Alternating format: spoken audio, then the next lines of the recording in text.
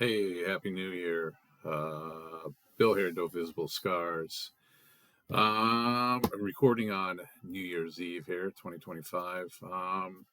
And as the title implies, little tribute to Bartsch Jürgen of Bethlehem, who passed away August of 2025. Yeah, basically, I wanted to do this because Jorgen was a pen pal. Started writing each other in '93 when this 7-inch was out.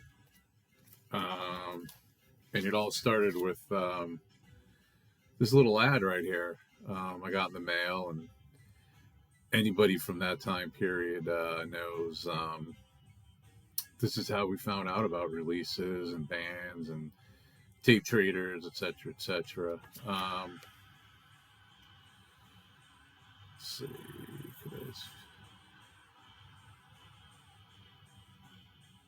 Can you see that address? Maybe that's pretty good there, maybe. Yeah, so started with, this little ad here and wrote, Jürgen Bartsch. I guess everybody called him Bartsch. I'm not going to show off the 7-inch again. I'm going to link. This is the original press. This is the red vinyl that I got from Bartsch. I'm not going to show. I'm not going to go through that. There's another video. I'll link that I did, and it was about black metal and bands and releases and people that I wrote to in the scene. Then I did a special. I showed off letters and releases, and lo and behold, Bethlehem was one of the bands I did feature. So I'll link that, and you can watch that. It was one of my first episodes I did. But anyway, let's get on with this. Really don't. I didn't know Bartsch personally, just and honestly, contact with him fell off. Maybe around the second album, something like that. I think that was '96 era time period. So I don't know how much writing I was doing. Pen to paper. Email. Everybody was getting emails and stuff. But I was kind of losing interest in black metal at that point too. So not to say Bethlehem. Okay, so perfect.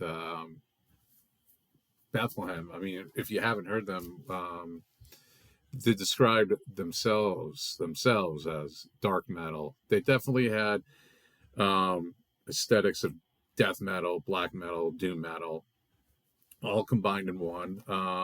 Early on, some of the guys had corpse paint on. I'll show some old pictures. So,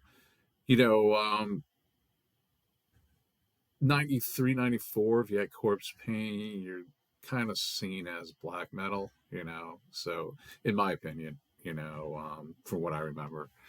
Anyway, yeah, I mean, I had reconnected with Bartsch on Instagram September of 2024. I posted something and I tagged Bethlehem and he responded and he remembered. I think it was some letters, which we'll get to right here. Again, some of these I showed off in the previous video, so I'm not going to go too in depth. But yeah, Bartsch was cool. He's like, yeah, man, that was 30, 40 years, so long ago. But yeah, he remembered writing, and I asked him, how are you? And he's like, not good at all. I'm not going to go into detail. That's between him and me, So I mean, I don't know how much publicly got out there what Jorgen suffered from or died, from. So that's not on me. Like I said, this is just fond remembrance of a pen pal. He was always super cool, and I got a lot of cool Bethlehem stuff from him. We'll get to that. So I brought up, I think I had a letter here from Jürgen, and it's postmarked October of '93. So I guess I want to say that's when we started writing each other, and I believe this is one of our first letters here. And basically, he was just saying, I wrote to get the demo, but the demo was sold out. He was saying they did. I don't know if they did an edition of 500 or a second edition of 500, but anyway, it was all sold out. They did have the 7-inch. He apologized because it was $6, and then even shipping was $6. That was pretty expensive back then. $12 for a 7-inch through the mail, regardless where you were in the world. So yeah, he apologized that the postage in Germany was getting out of hand. He mentioned that in January, that they were booked for the studio between January 10th and January 24th of '94, and they were going to record their debut.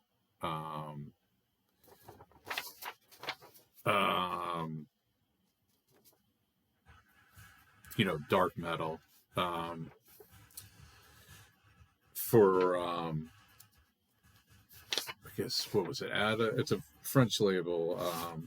Here, you recommended I wrote to the label, which I did. And it's let's see, can you get a good look at it? There we go. I guess that's better right there. I don't know if I'm saying this. Adipocere, something like that. So in here,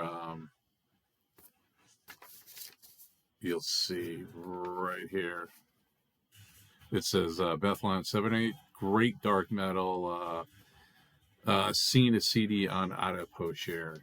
So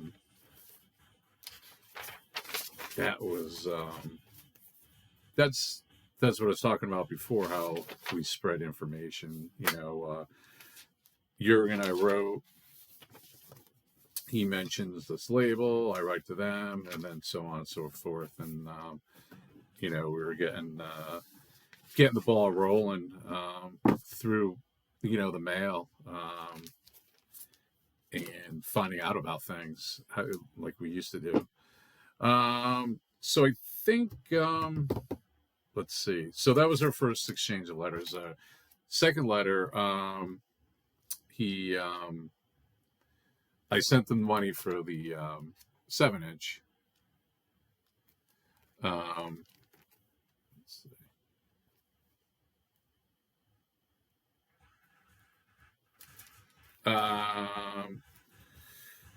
And he was he mentions they were Bethlehem was going to record what was it? Where's my notes? They were going to record a live tape. They'll do 111 copies for the true dark metal horde in Germany, and talks about some good German black metal that he was into, which was On God, no surprise there. But AXA, if I'm saying that right. R.I.P. And then he said maybe Absurd Existence, but he so this was already 93, 94, and like I said, there was black metal was becoming little trendy, with everybody switching from a year or two ago being death metal or grindcore, and now wearing corpse paint and writing songs like Dark Throne, etc., like that. But he mentioned this too. He goes, little black metal scene, but they're childish kiddos with funny looking war paints. None of them could play an instrument. Sounds like nothing. Only I have to say, hell, the German black metal kindergarten. So Bartsch had a really good sense of humor. And let's see. Oh, he mentions. I guess I must have sent him. I don't know if we traded or not. He mentioned my comp tape. I don't know if you could see it here. Let me take it out of the case here. That I had sent him, which I just done with my buddy Kyle. This was Diabolical Netherworld, which we were doing back then. This one was a big deal because it featured, and this was like October of '93. We featured mainly all black metal bands, you know, demos and 7-inches. Bartsch was, he's like, yeah, that's a killer compilation. So that was cool. Let's see, what else did he say? Yeah, I'll have to go over those Diabolical Netherworld and the whole backstory of that, and see if we could get Kyle to come on and talk about his time involved in that. Because, you know, he was my buddy Kyle was a big deal in putting that together. And his band, Moonburn, which pretty obscure U.S. black metal band, you know, that was started in '93, for another day. I got a lot of stuff, even unseen photos that I took of the band. We'll get to it sometime. We'll promise. Let's see, he mentioned he liked, of course, Mayhem on there. He liked, which he was into since '88. So that's the thing. I had no idea Bartsch was 10 years older than me. He's 62. He passed at 62. I never knew he was, had a decade on most of us. Who else? Occult, best Dutch black metal band. We'll do gigs together, and they did. Pagan Rites he liked. And then he brings up the Dutch band Funeral Winds, which he says, fuck off to, sound like shit, fucking Nazi assholes. So that's not the first I heard about people not being fond of Funeral Winds early on then. I forgot. Must have been from an interview. I'm forgetting what maybe possibly one of the band members had mentioned. And sparked, you know, not only Jürgen not liking them, but quite a few people in the black metal scene not talking shit on them. I know Pete from Order from Chaos said he didn't care for them. I remember in a letter he wrote to me. Okay, what else we got? Let's continue on the letters. I'd shown one letter prior from Jürgen in the video I had mentioned, which you could, like I said, definitely check it out. Lot of obscure black metal, some stuff you're gonna know, but it'll be you could check it out at the end of this video. All right, so by the time this is the third letter I got from Bartsch, short one, basically, he thanked me for writing back, and he was going to tape me. He sent me a tape.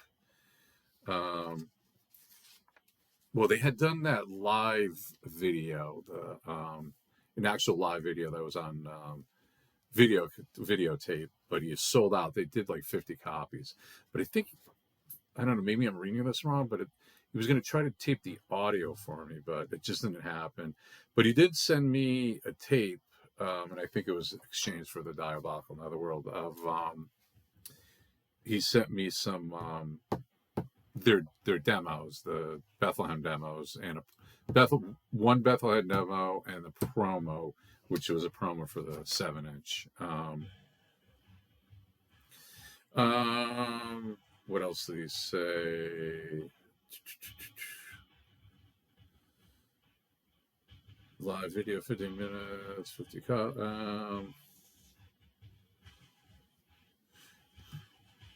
yeah, I guess that's about it. Just yeah, he just said right back soon. And he was gonna try again to send out the live video. He said it'll be like a week. He'll put it in the mail. But yeah, he never. I think it's on YouTube. You can watch it. I always wanted to check that out, but never made it. So yeah, here's the last letter I got from Jorgen.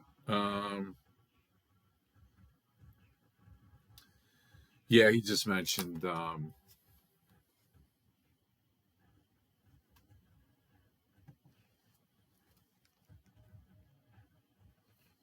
I hope you guys are picking it up on these letters. I don't know if you could actually see it. He was just mentioning that he couldn't let's see, what did he say? Yeah, no luck getting me that videotape. He says it sounds terrible anyway because they were all fucked up on weed and drunk and some hash. But he just gave me the track listing for another tape he had sent. This one had, let's see, they had a track on a compilation, and then some songs that were going to appear on the debut. He gave me a sneak peek of Winter Mute, a special mix from CD compilation in Dutch. And here's an interesting thing. He taped me, which I already had at that point because I was in contact with the band, but the Dionycus, with Sephiroth and from a cult. It's funny because Marco ends up in Bethlehem for the what's that, he sings on the third record, Suicide. So it's funny. And he just asked if I enjoyed the 7-inch. And he said, enjoy the rehearsal tape. Better drink some beers beforehand. So, yeah, there was a little insight to our brief, corresponding, but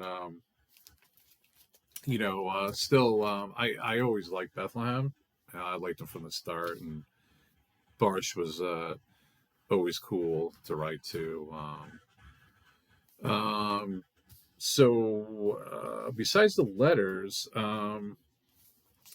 I have, which eventually.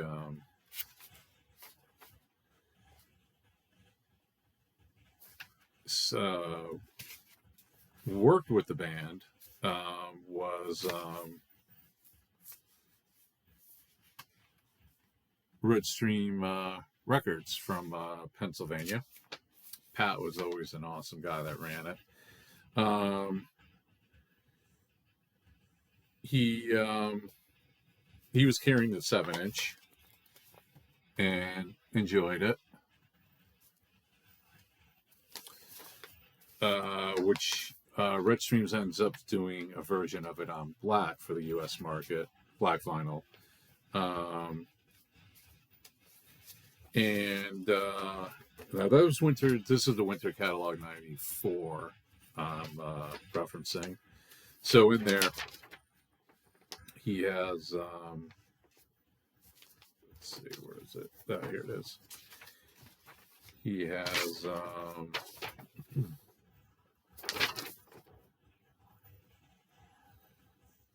Thy Pale Dominion, I'm sorry, t-shirts, the 7-inch t-shirts he made. See, black shirt, 2-color, including silver with killer prints, huge wolves and dark metal design, large, extra large, and triple X. $16.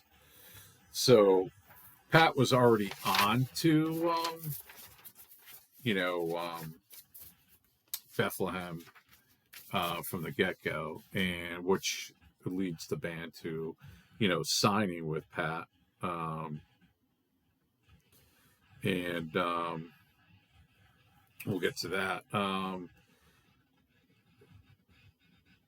We'll probably get to, why don't we start with dark metal. Well,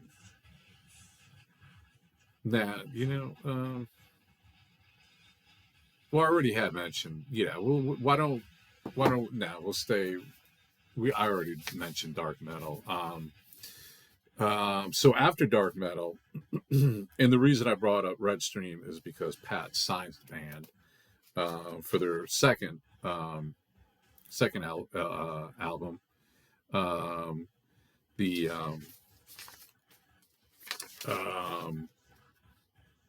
Dictus. I'm not going to pronounce the whole name, but I know it's Latin for you must should kill yourself. That's the title.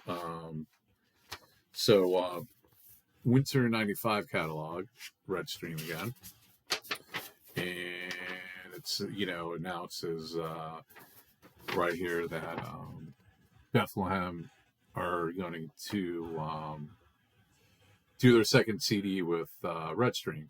I'll read it here. After a very long delay, German dark metal band Bethlehem will soon prepare to record their second album for Redstream. This band creates a very unique form of dark metal, which often imitated yet never equaled. Bassist Bartsch conquered a severe disease, only to find problems with the local police. Now he has fully cleared and rehabilitated himself of these problems, and the band is currently rehearsing for their greatly anticipated new release. Redstream will release their CD in the first quarter of 1996. Later, a limited edition vinyl EP version will appear with extremely controversial cover. Keep an evil eye out for the new line of merchandise after the album. So that was that. So that was pretty cool. That's announces. It was good to see, and they signed with a U.S. label. Which I was happy for because, like I said, Pat was a good guy, and his taste in music was impeccable. I mean, he from black metal, doom, industrial, power electronics, just about every genre. He was into cult movies, and his catalogs were just amazing. He also, Pat also signed the legendary Skepticism too. He worked with Smell and Quim and Taint. I did a video on one of those releases. Brain Police. He did the Necrophagia, Death is Fun on CD back then. So let's see. Now, I remember I was talking about the black vinyl version. So Pat was announcing it there that Redstream was doing it. So all right, so that was 1995. So July 95, that was the winter, March of 95. More updates on Bethlehem. At this point, like I mentioned, I kind of lost touch with Bartsch through the mail. But they were gaining a lot of press. They're getting a lot of good, reviews, a lot of interviews. I'll show. I got a couple interviews, old and new, or newer. The one coming up is from this time period within the range of the first three albums. So 93, somewhere like 93 to like 96. So, all right. July of 95. Let's see here. What was okay?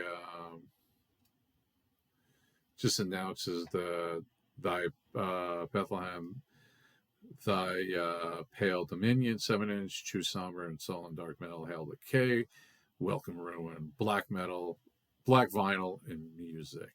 So he was doing that. Mentions still had the t-shirts.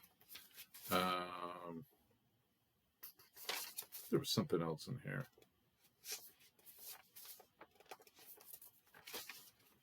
I guess that was about it. Let's see. Let me look over here real quick. 95. Let's see. 95. What was on here?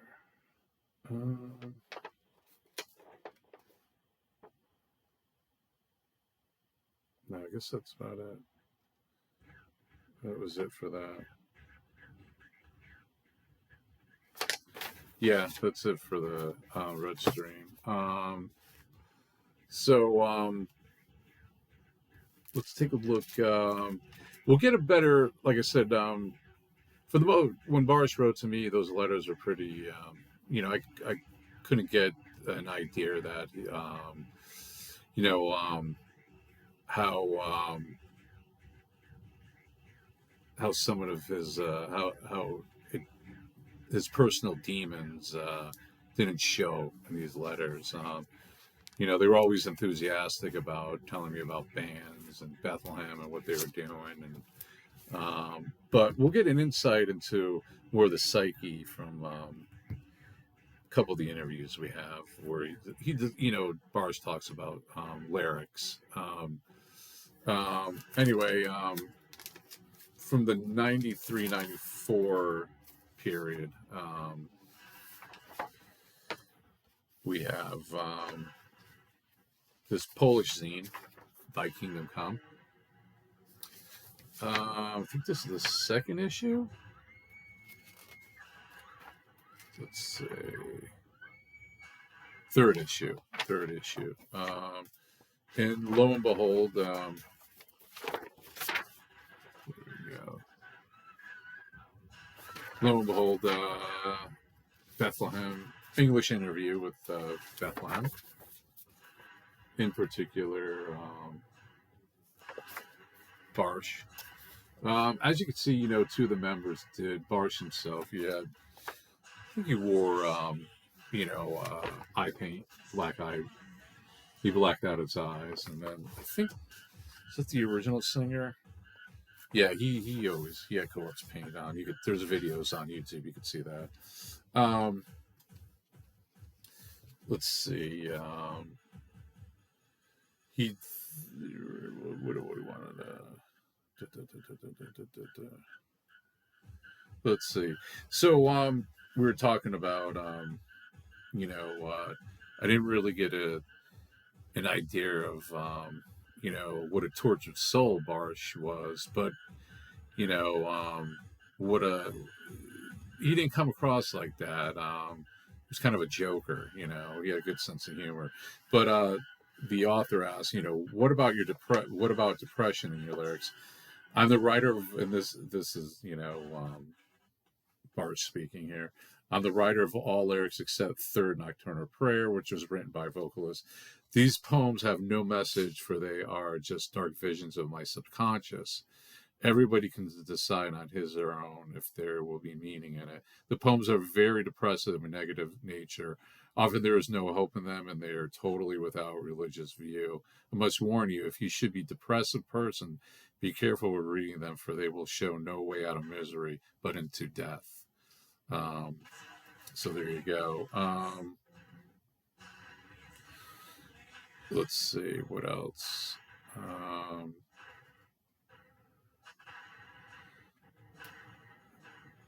Yeah, they talk about, which I went over, and which Jürgen wrote to me, tell me details about your upcoming CD. Says it will be 24 tracks at a post-year, licensed to labels in Canada, US, Poland, which will release a CD or a cassette on their own. let's see. He mentions a split video with a cult, Inquisitor, um, and that's about it. They were selling T-shirts themselves. You could order. Um, so the author asks, "Your style is dark metal. What does it mean?" The common denominators are preference of playing slow metal songs. We are specialized in creating innovative songs played at slow or moderate speed. We set great stores by simple arrangements, joined with sick, deeply depressing melodies. There is no influence in our music, but for better understanding, let me tell you that dark metal could be a mixture of black, slow played metal, and maybe some gothic.